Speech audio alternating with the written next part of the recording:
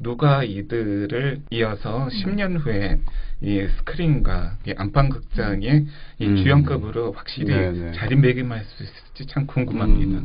그러면- 남자 아이돌 먼저 얘기를. 그럼 시작하기 전에 한 명씩 꼽고 시작해 볼까요? 저는 도경수. 저도 도경수. 아, 저도 윤계상 가뿐히 뛰어넘을지 않을까 도경수. 아 진짜요? 네. 도경수가 이렇게 될지 몰랐죠. 아무도. 그렇죠. 저도 도경수를 음. 꼽았는데 저 카트에서 처음 봤을 때 당연히 이제 약간 편견 같은 게 있었죠. 아이돌이고 하니까. 근데 연기를 잘하는 거예요.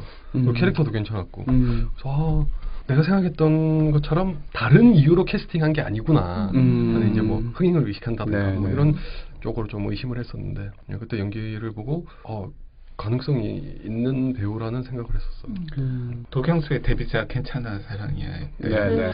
그때도 그 엑소의 멤버들이 다- 다 정말요? 그렇게 다 다니는 오디션을 거예요. 보는데 어.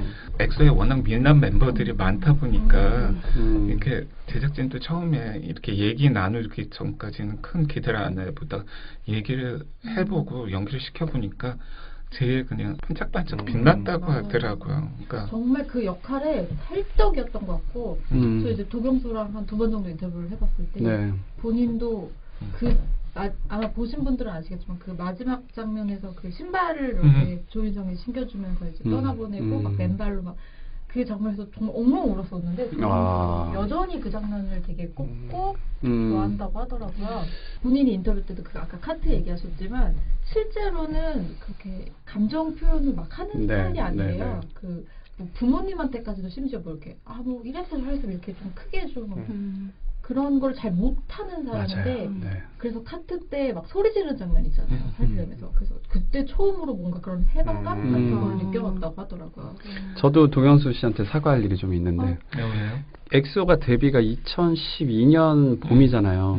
데뷔 직전에 화보를 찍고 인터뷰를 할 일이 있었어요. 그러니까 첫 인터뷰였죠.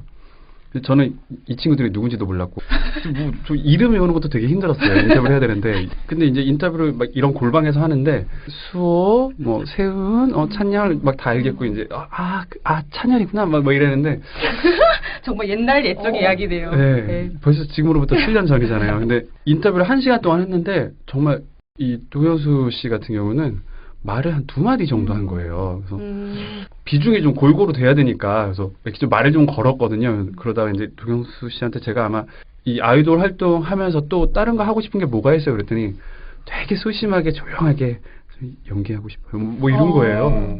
저는 속으로 연기하려면 저래서는 안 돼. 근데 약간 속으로 그런 생각을 했던 거예요. 좀 끼가 너무 없다. 저 혼자 그냥. 네. 근데 이렇게 도경수 씨가 가장 또 훌륭한. 저도 사과드릴 네, 일이 있는 게 네. 제가 처음에 이제 그 노희경 작가의 드라마를 되게 좋아하는 편인데 네. 이제 괜찮은 사랑이야가 나온대요. 그래서 뭐 조인성 이렇게 공효진 이렇게 확 세팅이 된 거예요. 근데 그 역할로 되게 중요한 인물로 엑소의 멤버가 나온다고 하길래 저는 댓글이 막 다 된 밥에 아이돌 뿌리기 뭐 이런 그 당시에 댓글. 반응이 굉장히 안 좋았어요. 안 좋았나요? 네, 왜냐하면은 저는 이제 그 역할이 롤이 좀 클 거라는 거를 생각하고 있었는데 이제 그래서 진짜 다 된 밥에 네. 아이돌 무슨 제가 막 되게 분개했던 기억이 나거든요. 네. 사과하셔야겠네요. 근데 처음으로 이제 아이돌 뭐 출신 배우 뭐 이런 게 편견이라는 걸 편견이었다고 제 스스로가 좀 깨닫게 된 게 도경수의 그 작품을 보고 나서였는데 네. 절대 조인성의 눈빛이 뭐든 밀리지 않고 네. 그렇게 긴장감 있는 어쨌든 그랬죠. 되게 중요한 인물이었잖아요. 그 네. 소화를 잘 해내는 걸 보고 이제 앞으로 그런 편견을 가지지 않겠다. 도경수 씨가 작품 하나하나 하면서 좀 자신감을 많이 갖고 모든 게 카리스마까지 생긴 것 같아요. 그러니까 초반에는 그렇게 자신감 없는 소년의 모습이었는데 근데 얘기를 해보면 느끼잖아요. 굉장히 상남자예요, 진짜. 그래요? 그런 거 진짜요? 느꼈는데. 아니 굉장히 이렇게 나눠 보면 섬세하고 여리고 막 이럴 것 같은데 모든 거에 대해서 고민을 깊게 하지 않고 굉장히 그런 카리스마가 있더라고요. 그러다 보니까 지금 이번에 트윈키즈에서 딱 보면은 그 처음에 영화에 나왔을 때랑 다르게 스크린을 꽉 채울 만한 카리스마를 갖게 된 것 같아요. 이 배우로서 이렇게 성장해가는 모습을 보는 것도 좀 팬들이나 대중들에게 큰 즐거움을 준 것 같습니다. 그러니까 처음에 모자람이 얘기 없어서. 저번에도 말씀드렸듯이 저 반대가 많았어요. 그러니까 그 150억 들어가는 영화에 어떻게 도경수가 주연을 할 수 있느냐.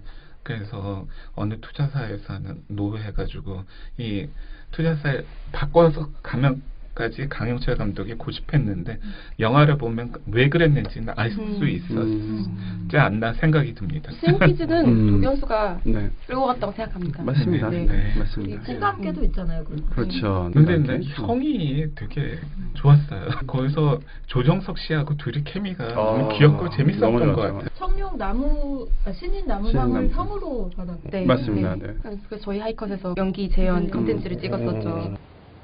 형이나 도와줄 거야? 뭐 이런 거였는데. 형이나 찾아보시기 도와줄 거야? 바랍니다. 뭐 형이나 이거는? 도와줄 거야? 형이나 도와줄 거야? 근데 전 도경수 씨의 네. 많은 그런 매력 중에 특히 뭐 연기에 다 많은 부분들이 있겠지만 그 눈빛이 항상 영화나 작품을 보면 기억에 남아요. 되게 사실 말씀하셨다시피 좀 체구가 작다는 느낌이 조금 들었었는데 이렇게 탁 돌변하고 강렬한 느낌을 많이 받아서 거기서부터 됐다 그런 생각이 들 정도로 예. 실제로 시력이 되게 안 좋다면서요. 그래서 항상 뭐 촬영이나 끝나면 안경을 쓰더라고요. 되게 두꺼운 안경을 쓰는데 그 두꺼운 안경을 뚫고 그 눈빛이 네. 아. 형은 어떻게 보셨어요? 뭐 재밌었던 것 같아요. 조영국 씨랑 봤던 기억은 있네요. 영원. 확실히 그건 봤던 기억은 있네요. 7호실은 보신 분 없나요? 아 7호실 칠호실. 그것도 재밌어요. 아 7호실 봤어요. 괴짜잖아요. 거기서 근데 찌질한 연기를 네, 최고봉인 신하균 씨하고 둘이 정말 이렇게 연기 대결을 펼쳐도 절대로 안 밀리더라고요. 아. 그 연기 잘한다는 신하균. 도경수 이렇게 3명의 배우를 얘기했는데 이 3명 중에서 어떤 뭐랄까요? 폭발력이라고 해야 될까? 이게 네. 이 3명 중에서 도경수 씨가 네. 가장 네. 훌륭한 가장 것 같아요. 좀 폭발력. 영향력 네. 같은 것도 이렇게 잘 쌓았다가 네. 잘 쌓았다가 그런 중요한 포인트 팍 터뜨리는 그러니까요. 원일병도 그랬고 스윙키즈 아니 그 큰 눈에서 눈물이 나오면 모두 다 마음이 폭발력.